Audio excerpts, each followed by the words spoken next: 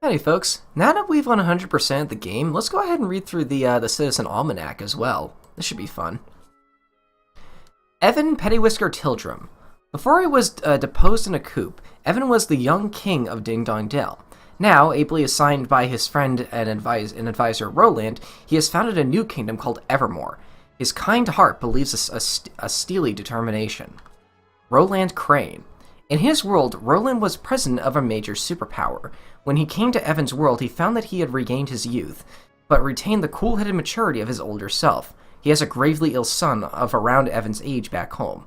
Also, I just noticed that the costumes you have on the characters actually are in the Citizen Almanac as well. I apologize if there are spoilers here, then. Tani. The only daughter of Batu, leader of the Sky Pirates. He brought her up to be tough and unafraid to speak her mind, and she learned this lesson well. Some would say too well, which isn't to say she doesn't have a secret soft spot for pretty dresses and puppy dogs. Batu, a Sky Pirate Chieftain, also known as the Cloud Snake, a name that strikes fear into decent and law-abiding hearts. He's fiercely protective of his underlings and quick to anger, and has a daughter, Tani, who he instructs in the arts of flying and fighting. Leander Aristides, I think that's how you say it, the chief advisor of the court of Queen Nereus. Leander uses his formidable intellect to steer the ship of a state in Hydropolis. He and the queen declare their undying love to one another as children, and now he accepts her haunting with equanimity. I'm not great at reading, by the way, if you haven't seen the Higgledy one, the episode of this. Bracken Meadows, a gifted engineer spoken of in odd tones by back in Broadleaf as the First Lady of Tech. She lost a leg in an accident, but has never lost her nerve. She's more than happy to swing her prosthetic limb at any passing monster. Lofty. The Kingmaker Evan first met at the Cradle of Light. He may look unimpressive, but in his own words, he still has some growing to do. While most Kingmakers are distinct beings, Lofty likes to spend time with the king and provide what comic relief he can. Well, at least they're blunt about it. Niall, the leader of a clan of Greenlings, forest guardians who make up for the lack of numbers with sheer grit and good humor. He is an introverted gambler whose marked lack of success has never deterred him from having another roll of the dice. Aunty Martha. An exceptionally gifted handler of higgledies, Martha has a natural repertoire of her tiny helpers, and can even bring new ones into existence. She loves to cook hearty stews, and has the higgledies do one of the dishes when she's gone. Kunbish. Kunbish? I don't know. A quick-witted pirate, always ready with a gag to lighten the mood. He's more than just a joker, though. He's also a gifted pilot and fiercely ambitious. Indeed, he likes to take himself up as successor to Batu. He has an unfortunate habit of being struck by lightning. What? Shingus, one of Batu's most trusted deputies, and a much-feared swordsman. Enemies often flee at the first sight of his luxuriant beard bristling in the view. He's actually the same age as Kunbish, so he was shocked when he was once mistaken for his friend's father. Minogue. Usually reserved for a sky pirate, Minogue prefers talking to plants over talking to people. Surprisingly for a man of his background, he has a crippling fear of heights, hence his force on ground-based work. Geralt. A gentle sky piratess whose natural aversion to flight helped her find her true calling as a saleswoman. Merchants who are otherwise terrified of trading with the sky pirates are happy to do business with Geralt. She's very close to Tani, who thinks of her almost as a big sister. Floyd, a trainee chef from Ding Dong Dell who has a huge appetite for learning and is eager to master cuisine from all around the world. He was once an apprentice in a bakery and can still make all kinds of delicious bread with instinctive ease.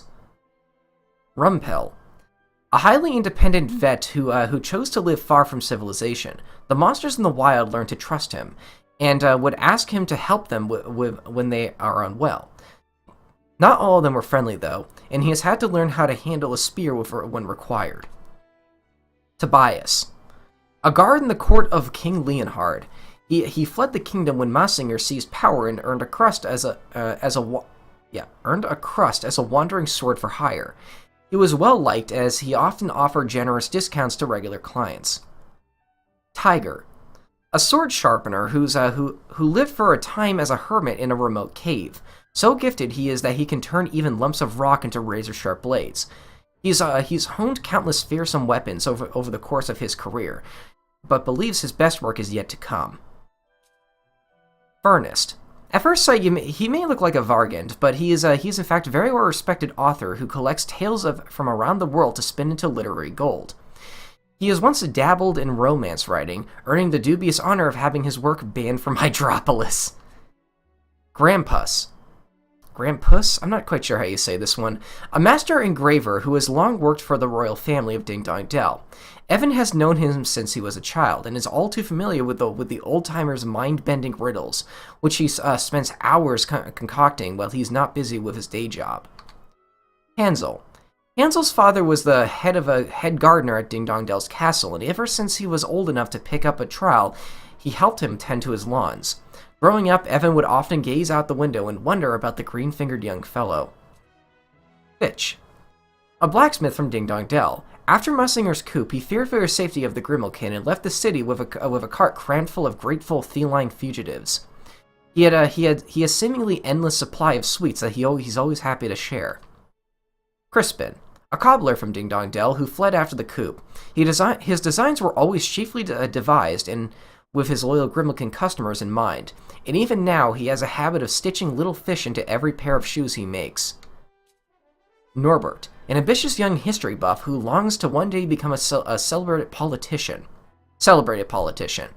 And they're around the same age, he sees Evan as somewhat of a rival, though the truth is that he wants to ask him for advice on lots of things. He's just too proud to admit it.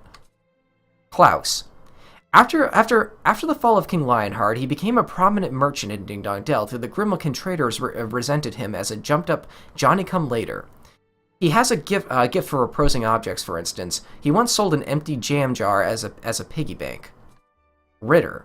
A tailor who toiled for years before finally being allowed to open his own business when Massinger took over Ding Dong Dell. He's an avid student of new styles and always tries on clothes before attempting to make them, whether they're for men or women. Rodan. A famed architect from Ding Dong Dell with a boundless curiosity about buildings, which he believes are vital in the preservation of a kingdom's cultural heritage.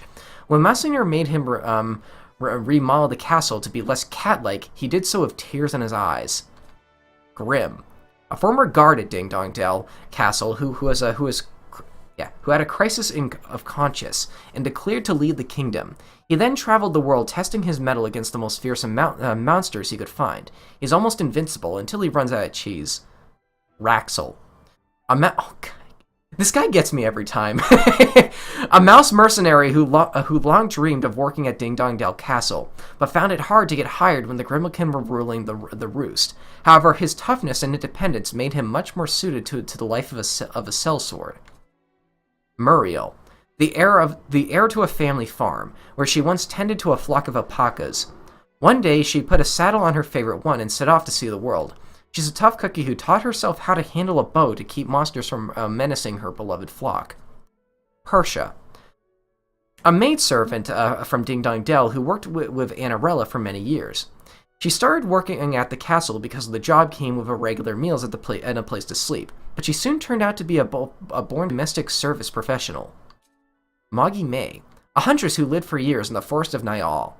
She's plain-spoken and gives a short shrift to anyone who annoys her.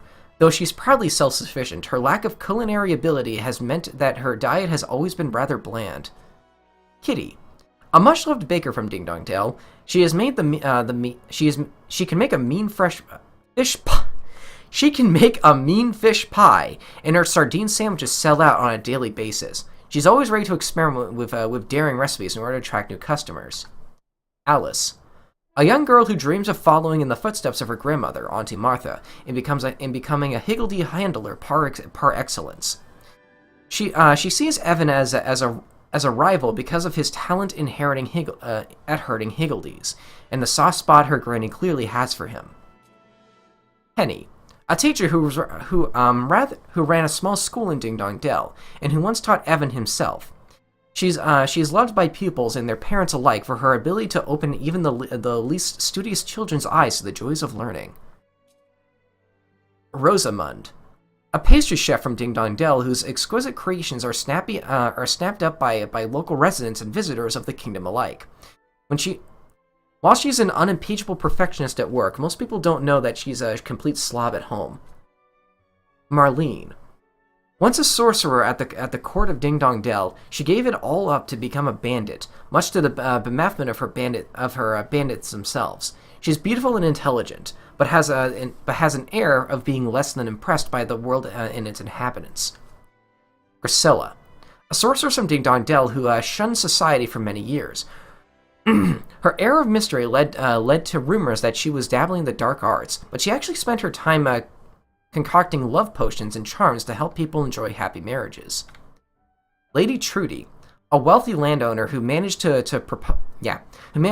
prosper in Ding Dong Dell even when the Grimalkin dominated. She ran an efficient and productive farm, but was ever so slightly bored, which meant she jumped at the chance of a fresh start in Evermore. Newbie, an aspiring young weapon maker who's usually very quiet until the topic of conversations turns to sword, at which point no one can get a word in edgewise. He grew up with Fido, and the two of them are still firm friends. Bow Wow. As a child growing up in a down at heel part of Goldpaw, he discovered he had a talent for finding precious stones, which he could then hawk to tourists. He's shy by nature and tends to hide beneath a ludicrous headgear. Long Mane. A trainee guard like his sister Young Mane, with whom he's very close. Used to be a bit of a tearaway and loved picking fights with monsters, or indeed anyone that looked at him the wrong way, until Bygone took him under his wing and got him to calm down. Fido. Expected to follow in his grandfather Bygone's instructor military footsteps, Fido found he had an aptitude for the army, and quit with a heavy heart. He now makes armor, and in true Goldpaw style, rolls dice to determine each suit's design. Hao Ling. A renowned fortune teller who takes the responsibility that comes with her joy very seriously indeed. She has no interest in games of chance, and trusts only in what the stars have to tell her. Yappy. A precocious soldier who trained hard from childhood in order to rise through the ranks and become a captain in Goldpaw's army in record time. In a kingdom that loves leaving things to chance, he's a firm believer in the importance of hard work and a cool haircut. Dazing. An apothecary and expert in herbal remedies from Goldpaw. He's good-hearted by nature, but prefers to keep this hidden, affecting an aloof, almost arrogant manner. He avoids fortune tellers in case they reveal the terrifying truth that he's actually a perfectly nice guy. Gaujia.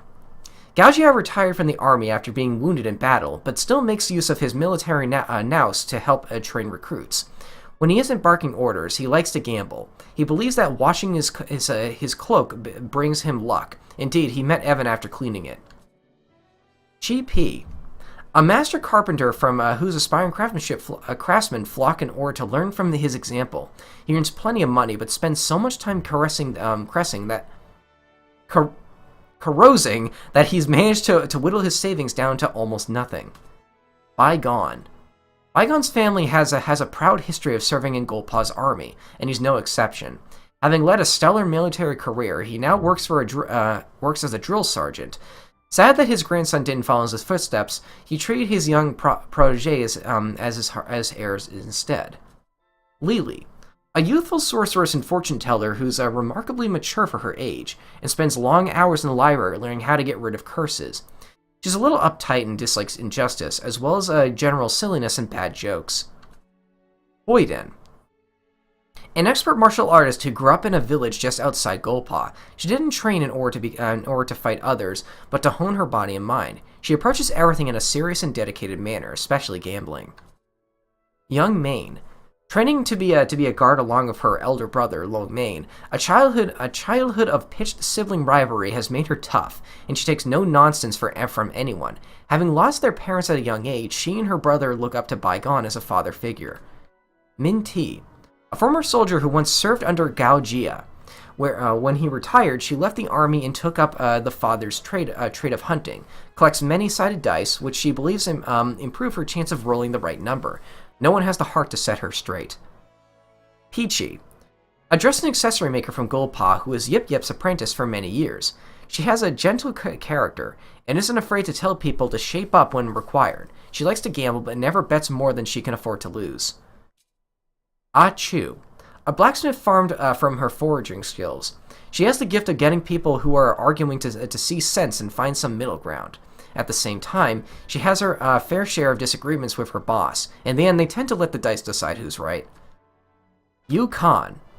A nursery school teacher who's like a second mother to the children of Goldpaw. She's generous to a fault to both young and old alike.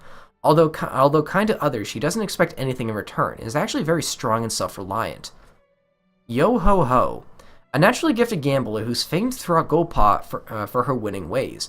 She inspired others to take chances too, which makes her very popular with the owners of the casino. She was born lucky and often finds money just lying in the street. Yip Yip. A veteran accessory maker who has plied her trade in Goldpaw for many years. Brisk and energetic, she has a strong aversion to being treated like an old person, and her apprentices have learned. A gift of some quality cloth is guaranteed to get you in her good books. I need to drink a water real quick. One moment.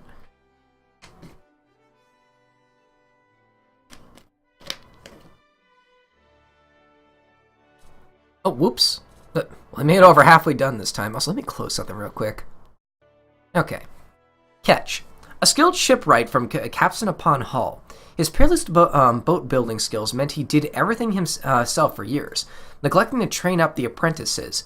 He has a strong sense of right and wrong, and is happy to turn the air blue in defense of his views. Tiller. A shipwright for Captain upon Hull, he has a tendency to overstate his own abilities, which means he sometimes takes on more work than he can handle. The Sky Pirates remain hopeful that he'll one day turn his hand to repairing sky skimmers. Keeley. A soldier and dependable shipwreck from Captain upon Hull, she has a reputation for not taking any nonsense from her fellow boat builders. Not one for life's party animal, she would always choose a quiet night in over an invitation to paint the town red. Pontus. A precocious self-proclaimed oceanographer. He doesn't know how to catch fish himself and relies on others to do it for him so he can study sea life from around the hydropelago. His unmatched knowledge of his medicinal properties of seaweed is highly valued by all. Mylas. A student of the mysterious art of sorcery and divination. He had an overprotective mother who fussed over him a lot, but he's not remotely spoiled and is gentle to kind to all. He has always been fascinated by the world and loves books about faraway places. Nereus. A wandering minstrel and gifted songsmith who can play pretty much anything with strings. His perchance for moments balladry and rich honeyed tones means that he was kept under almost constant surveillance back when love was banned in Hydropolis. Famous. A sorcerer from Hydropolis whose good looks and gentle manner made him a huge hit with the ladies, even back when love was banned. His healing skills made him in constant demand, but rival hero Thetis isn't convinced by his methods at all. Proteus. A melancholy master jeweler who channeled all the sadness and regret into his creations. The more elaborate the piece he makes, the more one should worry about his emotional well-being. Triton. A scholar who with a profound knowledge of the ancient sorcery of Hydropolis. He believes in order and discipline, so he was always more than happy to follow Queen Nereus' many rules.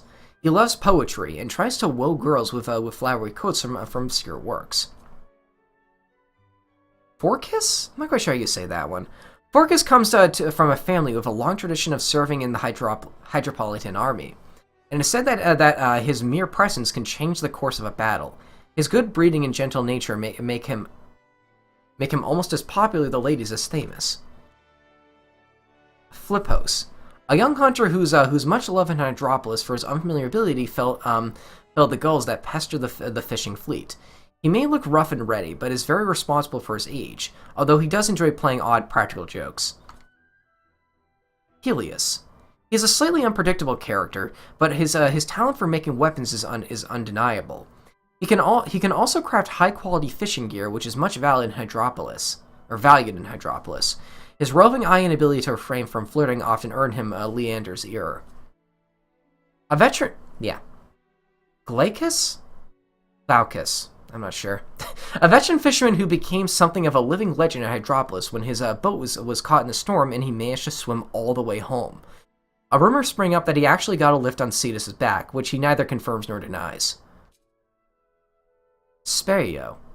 One of the priestesses who served the queen by communing with Hydropolis' Kingmaker. She was still a trainee when she met Evan, but with his help, she managed to pass the test to be ordained. She's dedicated to her calling, but still has a habit of oversleeping. Halamede? The Hydropolians have really weird names, in my opinion. A Beautican from Hydropolis who's been coloring and styling hair since childhood, and was responsible for the ritual required to style Nereus' Korf. There were fears that for Kingdom's aesthetics future that she left, but she trained her successor well. Thetis, a doctor who attained to the health needs of the people of Hydropolis.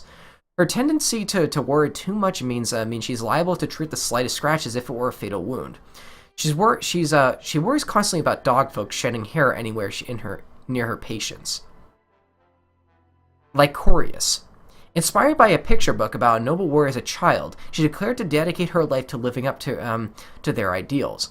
She left to become a true heroine, and believes that by fighting forevermore to unite the world, she can make the dream come true. Hypnone. An artist who's extremely reticent about letting anyone see her work, but who overcame her lack of confidence with Evan's help, and is now much admired, practically for her landscapes. Her nervous disposition means she still struggles to paint strangers. Calinaria, a priestess who communes with Brindskimmer on Queen Nereus' behalf. She was concerned for the queen's well-being when she was under Doloran's influence, but still obeyed her orders to the letter. She is admired by many, but unable to marry. Daphne, an irresistible young fisherwoman who worshipped Galkis, and was thrilled when he complimented her skills. She has a strong preference for using nets over rods, and often gets in trouble for straying into forbidden waters in search of a big catch. Elena, a chef who likes to hunt and gather her own ingredients. She's well liked, but known for never backing down in an argument. She even once tried to settle a disagreement with her beau, which didn't go well with the powers that be all. Siblia. Grew up dreaming of being a fisherwoman, but had to give it up due to seasickness. She obsessed by the ocean. She became a diver at her parents' suggestion.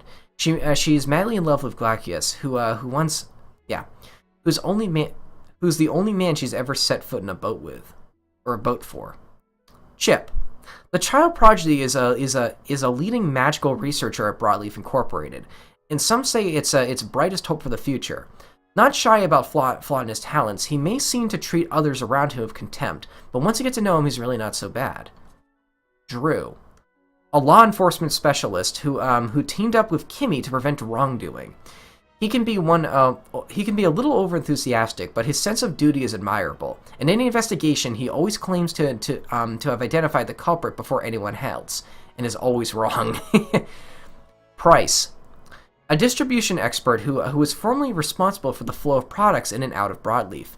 He has a thing for giant monsters, which is why there's a wall-sized poster of Bastion in his room. Oz, a slightly hapless security guard who somehow managed to lock himself in and out of buildings on a daily basis. He spent so long waiting for people to let him out of locked rooms that he can happily wait in line for hours on end. Brody, an experienced engineer with a gentle, kind demeanor.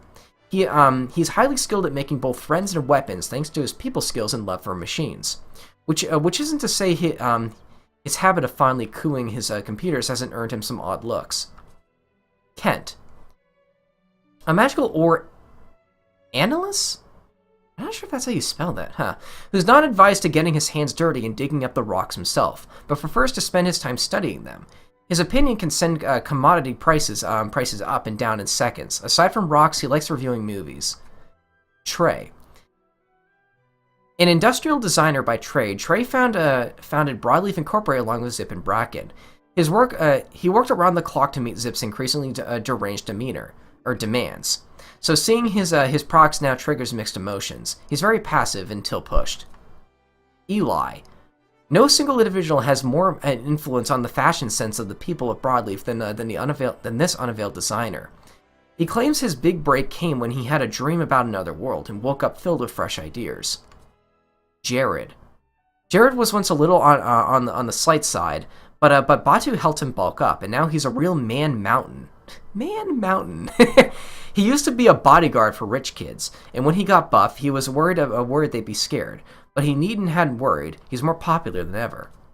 Candy, an environmental researcher from Broadleaf who's ready to smile with a raised smile and a deep love for all living things. She can see Higgledies and has been teaching herself their language. Though when she practices, most people think she's talking nonsense to herself. Cindy May, an experienced security guard who retains a certain youthful embrace. Or exuberance. How on earth do you mix those two words up? She may be a bit ditzy, but she's far from an idiot. She's also very concerned about the people's well-being and helped ensure that there are no major injuries during the anti-zip demos. Let me take a drink of water real quick.